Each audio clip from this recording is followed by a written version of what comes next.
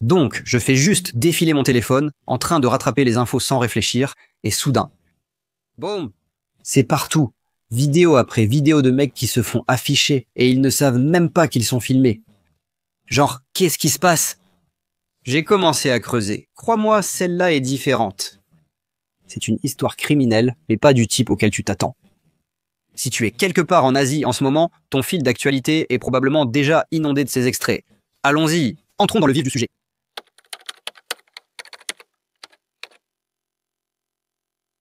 Alors, il y a cette personne en Chine qu'on appelle Mademoiselle Hong. Eh bien, Mademoiselle Hong n'est pas du tout une demoiselle. En réalité, c'est un homme, un gars.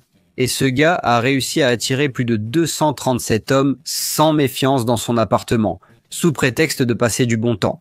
Maintenant, ces 237 hommes, même à la dernière minute, la plupart ont continué. Mais ils sont aussi victimes d'une certaine manière, car ils ne savaient pas qu'ils étaient filmés en secret. Et toutes ces vidéos se sont retrouvées en ligne sur un de ces sites pour adultes. C'est en fait l'un de ces hommes qui s'est reconnu, mais tous les autres sont restés silencieux. Voici donc Mademoiselle Hong, portant apparemment rien d'autre qu'une perruque bon marché, du maquillage épais, un masque et du rouge à lèvres dessiné façon Crayola, mais d'une manière ou d'une autre, ça a quand même marché. Et pas une fois, mais 237 fichues fois. Initialement, on estimait le nombre à 1600. Quoi? Frérot, de quoi tu parles, mec? Genre 2 gars par jour pendant 3 ans, si c'est même croyable.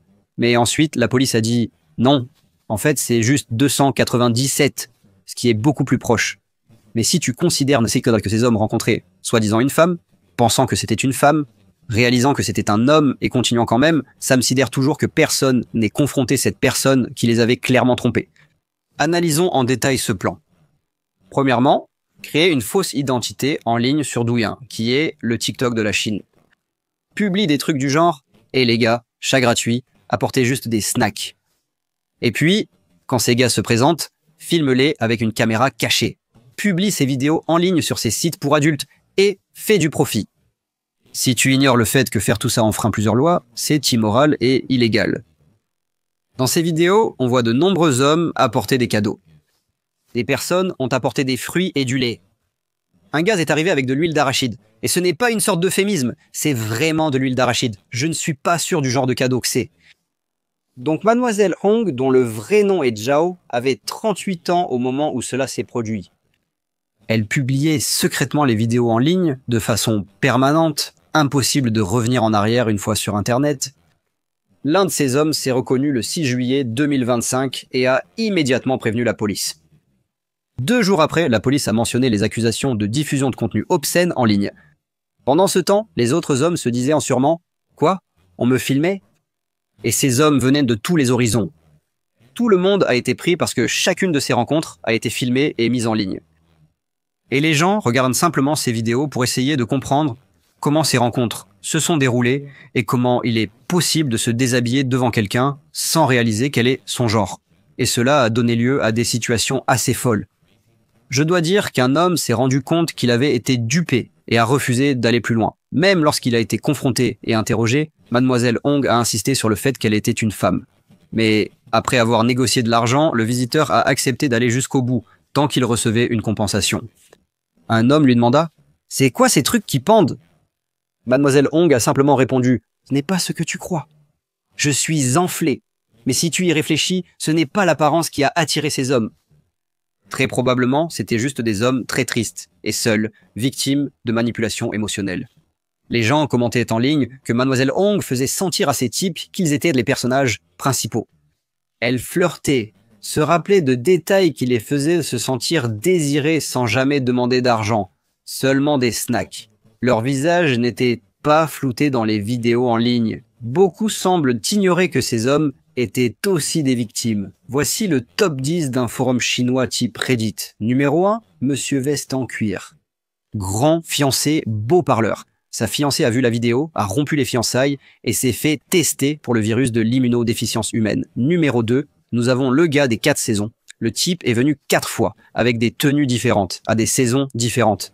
Ensuite, il y a le professeur de maternelle Mike d'Ouzbékistan et il se fait en fait confronter par Mademoiselle Hong qui lui dit « Tu pues, va te doucher ». Mike est alors vu en train de s'excuser abondamment. L'un des hommes, à cause de son grand nombre d'abonnés sur Instagram, a été immédiatement reconnu et quelqu'un lui a envoyé un message « Mec, tu es dans une vidéo virale ». Confronté, il a affirmé ignorer que Mademoiselle Hong était un homme.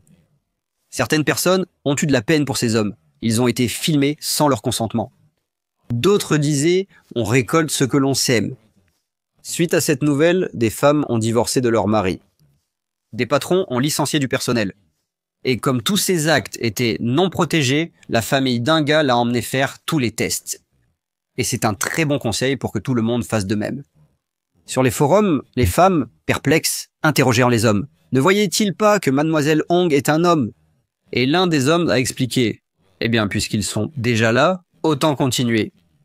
Et cela est devenu un slogan officiel du scandale, une sorte de mouvement You Only Live Once des mauvaises décisions. Eh bien, sans surprise, Mademoiselle Hong a finalement été arrêtée et quelqu'un a retrouvé leur ancienne annonce de location où cet acte a eu lieu. Elle était décrite comme une belle maison avec des histoires. Et on ne peut qu'imaginer quels souvenirs ont été créés là-bas. La police de la ville de Nankin, où cela s'est produit, a averti les gens. Si quelqu'un vous propose quelque chose gratuitement en ligne, fuyez. Parce que les choses gratuites finissent toujours par vous coûter le plus cher. Bien que Mademoiselle Hong ne soit pas le type d'arnaqueuse que tous les hommes choisiraient, elle restera certainement dans nos mémoires pour longtemps. Je suis abasourdi par toute cette histoire. C'est tout. Victor, terminé.